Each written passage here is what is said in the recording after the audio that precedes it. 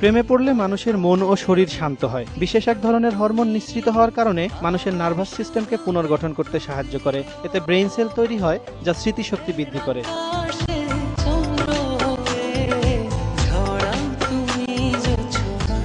যদি কেউ তার কাঙ্ক্ষিত মানুষটির সঙ্গে কথা বলে, তাহলে তার হার্টবিট 3 গুণ বেড়ে যায়। গবেষণায় দেখা গেছে, এমন ক্ষেত্রে শরীরে স্বাভাবিকের চেয়ে বেশি মাত্রায় রক্ত চলাচল করে, যা স্বাস্থ্যের জন্য ভালো।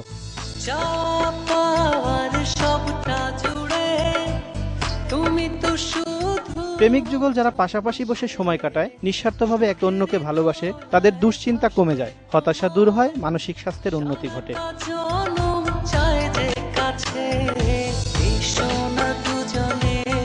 যাদের মনে ভালোবাসা নেই, তাদের ইমিউন, এন্ডোক্রাইন ও কার্ডিওভাস্কুলার সিস্টেম ক্ষতিগ্রস্ত হয় বলে জানিয়েছেন মার্কিন the Institute of Research on Unlimited Love. এছাড়া তারা একাকিত্বে ভোগে, যা অকাল মৃত্যুর আশঙ্কা 5 গুণ বাড়িয়ে দেয়। ভালো না বাসলে মনে ক্রোধ জন্মে, যা শরীরের জন্যও ক্ষতিকর।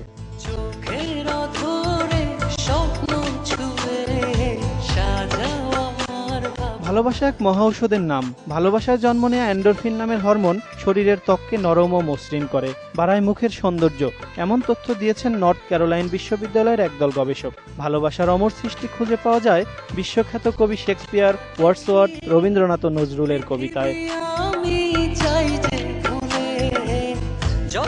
ফিরোজ হাসান, মোহনা সংবাদ।